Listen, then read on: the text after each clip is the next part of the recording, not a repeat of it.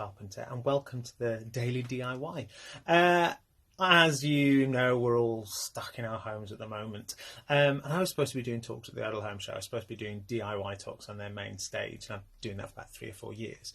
And because I can't do the presentations there, I thought I would pass them on to you in your home so that you can learn some DIY tips. The whole point of these daily DIYs is so that you can get the confidence to pick up the tools and fix all those little jobs in your house.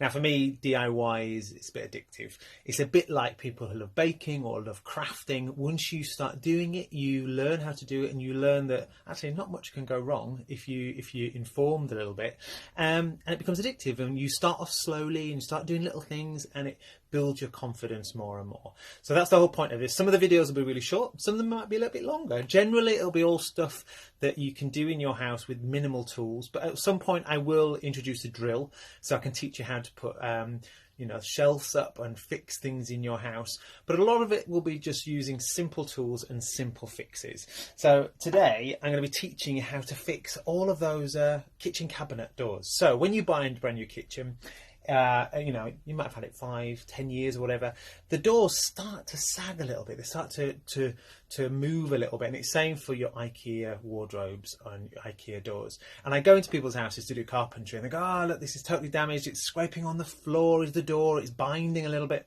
And all you need is a screwdriver. You need a Phillips screwdriver, it used to be called, or a crosshead screwdriver. If you need one of these, if you haven't got one of these, just use a kitchen knife. Nothing too sharp, but something that you can just get into a crosshead and turn. And all it is inside these kitchen cabinets, I've created a little bit of a kitchen cabinet door here, if you can see, and I've added the black edge so you can see that it's not in a line. When you see your kitchen cabinet, it kind of drops a little bit. And by using a cross Phillips screwdriver, you can adjust and bring them all in line. And I use these kind of hinges. The hinges inside here are overlay overlay cabinet hinges, and I use them when I do my carpentry because of the adjustments that they give you, allowed to use. It can move it around, and things can be adjusted. Sometimes when I've done all my carpentry, I'll do a load of wardrobes and I'll spend an hour just adjusting things. So I'm going to teach you what each adjustment does so that you can go away after this video, get a screwdriver and fix all those wardrobe doors, all those furniture that you've had made, or even your kitchen cabinets to do. So in here, like I say, you've got these hinges. They're called overlay Blum hinges. And what's great about these hinges is when your carcass of your kitchen frame, this door goes along the front of it. So it sits on the front and it hides the kitchen frame. You don't want to see the frame of your kitchen carcasses. So it hides it and it sits in front. And like I say, we can adjust it. So how you adjust it? Inside here, you've got these hinges. And I'm going to bring up one of the exact same hinges here. That's what goes there, and on here there's a few little screws. So sorry if I don't look down the lens, I'm looking at this. So you have some these screws here screw into the carcass at the top, and if you adjust these, it moves the whole hinge up or down. If you adjust this one, the one closest to the front, which is the one here, it moves left or right. And if you do this one at the back, it moves the door forward and backwards.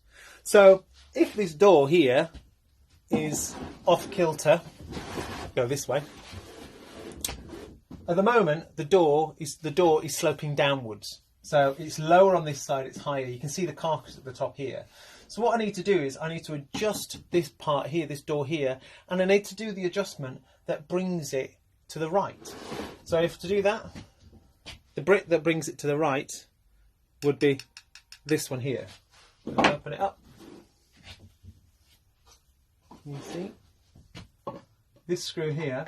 By adjusting this screw, work out which way it goes. I'm turning it to the left. You can't quite see, but what it's doing is moving the door. It's moving the hinge that way. So when I close it, it's brought it more in line. So now it's more level. Yeah. But it's still dropped a little bit down here. So what I need to do is go to this one and pull it out a little bit. Go here. The other way. close it. And we've levelled up the doors. So we've got them now. By moving just those 2 screws, we've straightened up the doors.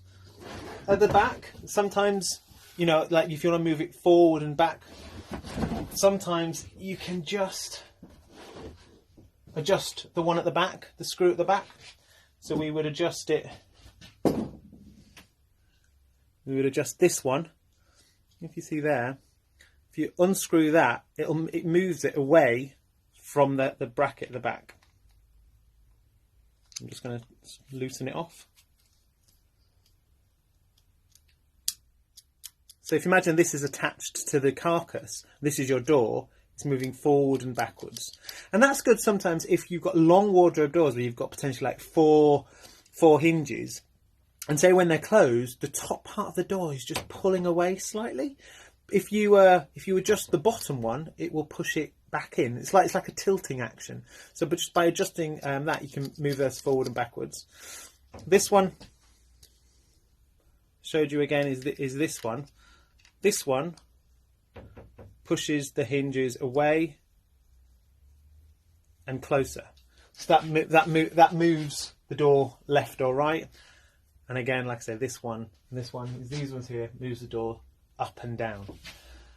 So have fun with your screwdriver, and it sounds dodgy that. Have fun with your screwdriver and just play about and work out where you can adjust and move them up, down, left or right. And also, it's the same if you've got kitchen drawers. If you bought any of these IKEA or Wickes or any kitchen drawers, if you look in there, there's like normally a little crosshead area. If you adjust that, it'll bring your drawers up and down, forward and back. So you've got so much play within all of these systems, like, you know, the hinge systems or the kitchen cabinet systems.